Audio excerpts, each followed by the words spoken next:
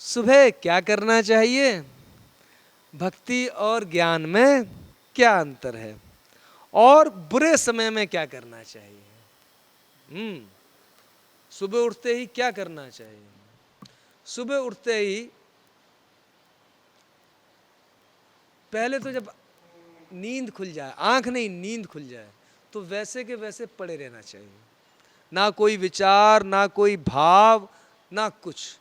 और जैसे ही शरीर में थोड़ी चैतन्यता आए, तुरंत उठ के बैठ जाना चाहिए और आंख बंद करके 2 मिनट के लिए शून्यता में लीन हो जाना चाहिए।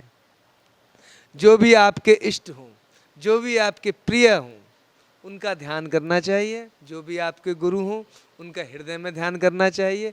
ध्यान तो आत्मा का ही हो रहा है, आत्मा में ही हो रहा है।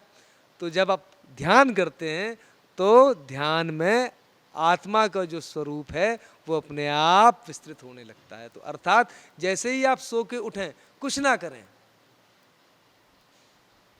जो भी आपका प्रिय नाम है, राम राम, कृष्ण कृष्ण, राधे श्याम, जो भी आप कहते हो, जिस भी आप धर्म के हो, आंख बंद करके पूरे शुद्ध हृदय से उसका ध्यान कीजिए। या कुछ देर के लिए कुछ नहीं होके, 5 मिनट के लिए कुछ नहीं होके ऐसे ही बिस्तर पे बैठे रहिए, और फिर क्या होगा ये आप देखिए।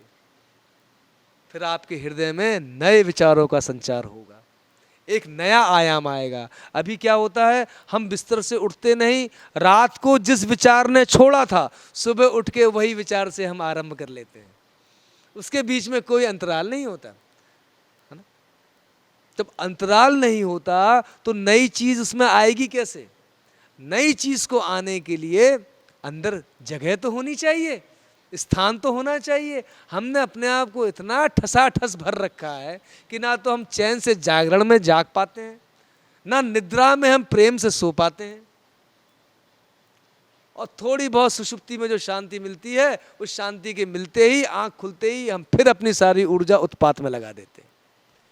तो इसीलिए जब आंख खुले 5 मिनट ध्यान कीजिए, और ध्यान करने के बाद फिर हृदय में इस भाव को ले आइए कि सब हो रहा है, आप कर नहीं रहे हैं। चलना हो रहा है, बोलना हो रहा है, सोचना हो रहा है, किसी भी चीज के बीच में कोई कॉन्ट्रडिक्शन, कोई अपोजिट नहीं लेके आइए। तो क्या होगा, उससे ये होगा, जो करना चाहिए वो होने लगेगा, और जो नहीं करना चाहिए वो छूटने लगेगा। जो सार्थक है वो आने लगेगा, जो निरर्थक है वो छूटने लगेगा। इससे क्या होगा, ये आप स्वयं देखिए। इससे क्या होगा, इससे आपके अंदर जीवन ऊर्जा आएगी। उस ऊर्जा को आप इतने आयामों में लगा सकते हैं, और तो और कुछ नहीं तो अपने ध्यान में ही लगा सकते हैं। और जितनी ध्यान में ऊर्जा जाएगी, ध्यान उतना ही प्रबल होकर चारों ओर विस्तारित होगा, व्यापक होगा। ये सुबह करना चाहिए।